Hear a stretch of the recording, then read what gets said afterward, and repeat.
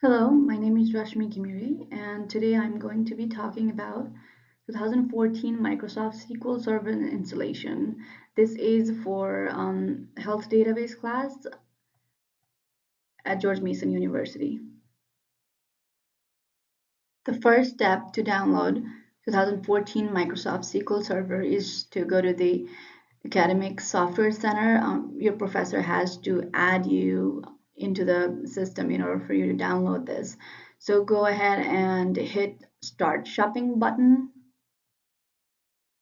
After you hit the Start Shopping button, you'll see the sign in page where you have to log in with your university ID. I did with my Mason ID.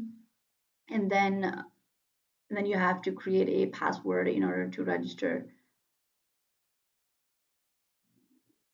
After you register with your ID and created a password, it will log you in. As you can see here, there's my name, my Mason email ID, and then you can see a page where there's a lot of servers. So you click on the server after that.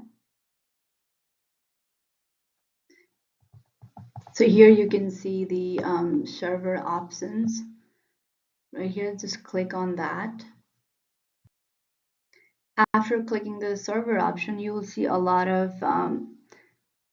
SQL Server, but you have to click 2014 SQL, like Microsoft SQL Server.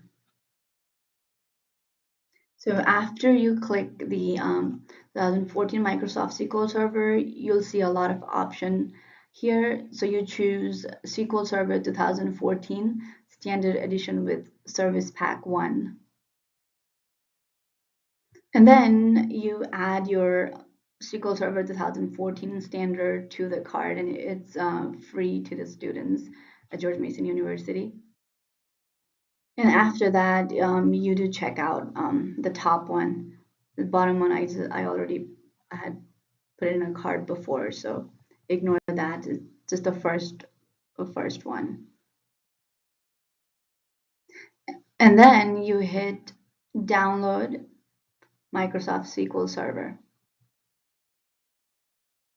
After you hit download, you'll see there's two options. One's for 32 slash 64 bits, and then other one's for 64 bits. So you have to see what your computer, what's in your computer. Is it your computer is 32 bit or 64 bit? So here's a way to check if it's your computer 32 bits or 64 bits. You go to the control panel, and then you go to System and Security. After you click on System and Security, click on System. So after you click on System, you'll come to this page. So my computer is 64-bit. So you'll see it in System type. So back to the download page. My computer is 64-bit, so I will download the second option here. And when I click the download, it will show right here how many minutes it's left to download. So the option you can see is here. After hitting the download button, it came show me to this page where when I was trying to click the setup the application button, it showed me error every time because this is an ISO file, so I had to download a Power ISO in order for me to burn the software. So to burn the software, I downloaded this online open source application Power ISO. So I downloaded the 64-bit version of it. So after you download the software, you open the software, and then you'll see this page. Here, I have a screenshot of this page here. So you go to File, and then you open the file. Here, you can see the open option right here. You open the file, and then you can open the Microsoft SQL Server from your computer. in Power ISO. So after you've opened the file, you'll see this prompt where you're saying um, you want to extract the file in a temporary folder. So I hit OK and then I extract the file in temporary folder. So now I finally was able to get into this SQL Server installation page. And then I went ahead and clicked the new SQL Server standalone installation or add features to an existing installation. So you go ahead and click on that.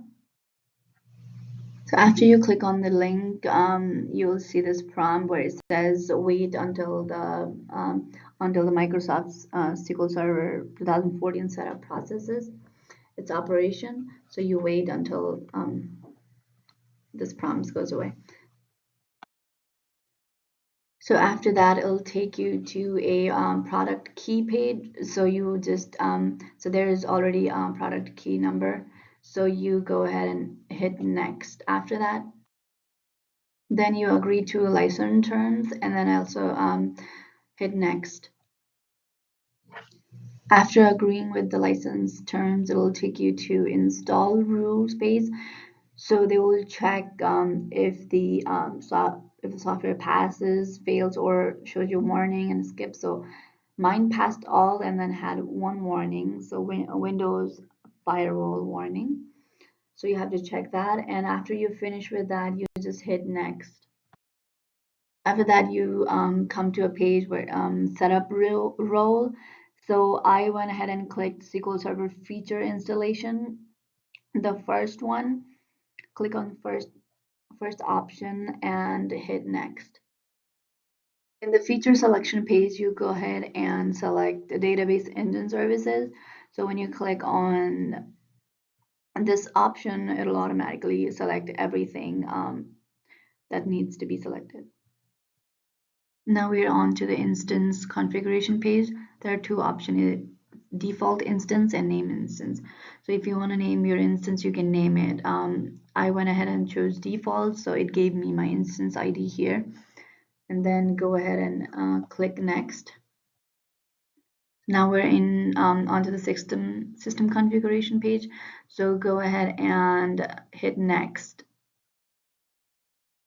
So now we're on to the database engine configuration page. So here you have to add a user to your PC. So I added, so I'm the only one who's using this PC.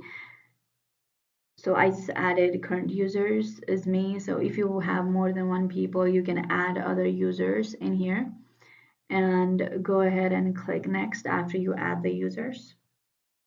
So now finally you're here to your installation page. So ready to install. So you go ahead and hit install. So to install your computer probably takes depending on the speed of your computer, the time it takes. So after you're done with the installation, you'll come to this page where it says complete.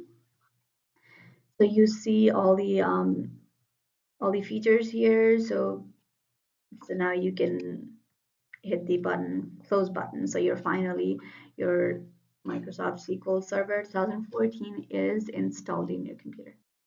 Thank you very much for listening. I hope this tutorial helped you a little bit on how to install a 2014 Microsoft SQL Server.